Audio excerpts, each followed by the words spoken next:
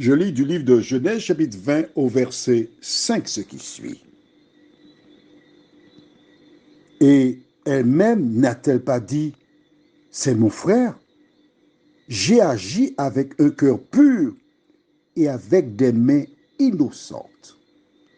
Exceptionnellement, nous allons lire dans Matthieu, chapitre 5, au verset 8. Heureux ceux qui ont le cœur pur, car ils verront Dieu. Prions.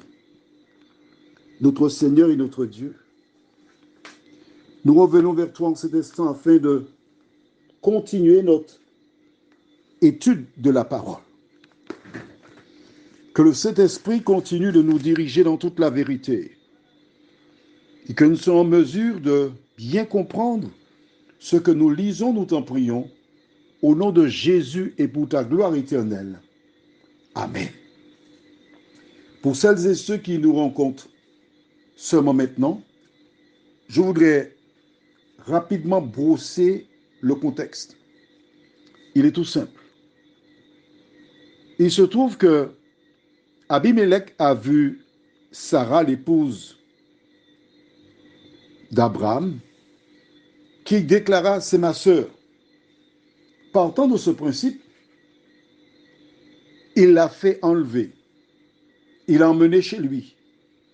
Et dans la nuit, Dieu est venu, à travers un songe, parler à Abimelech et lui a dit, tu vas mourir parce que cette femme a un mari. Abimelech, toujours dans le songe, répond à Dieu, écoute, elle a dit que c'est ma sœur, je ne le savais pas. Ferais-tu périr une nation juste? Et le verset de ce jour, verset 5, Abimelech dit à Dieu, j'ai agi avec un cœur pur et avec des mains innocentes.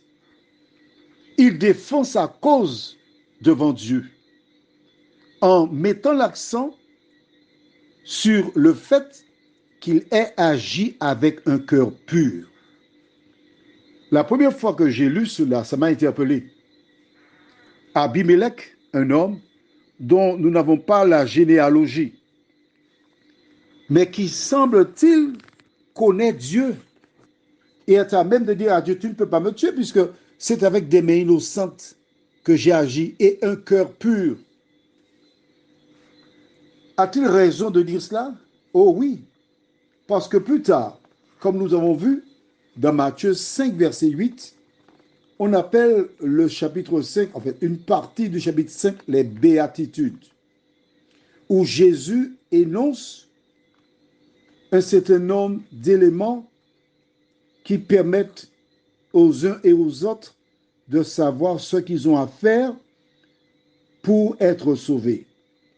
Et nous trouvons au verset 8, heureux ceux qui ont le cœur pur, car ils verront Dieu. Donc Abimelech en son temps, regarde depuis le livre de Genèse, il appliquait la parole de Dieu dans sa vie. Il avait le cœur pur. Il pouvait dire, c'est avec un cœur pur que j'ai agi. Qu'est-ce que cela indique? Que la norme que Jésus a présentée dans Matthieu 5, elle existait déjà depuis dans Genèse. Et cet homme Abimelech, dont nous ne connaissons rien de lui, a été en mesure de défendre sa cause en disant à Dieu, non, tu ne peux pas me tuer parce que j'ai observé ta parole. Prions. Notre Seigneur et notre Dieu, c'est agréable pour nous de voir qu'en dehors d'Abraham, des femmes et des hommes avaient la crainte de l'Éternel. En dehors d'Abraham, des femmes et des hommes respectaient les normes divines. Merci de nous aider, Seigneur, à persévérer dans notre relation avec toi et que nous puissions toujours, en tout temps, œuvrer pour avoir un cœur pur.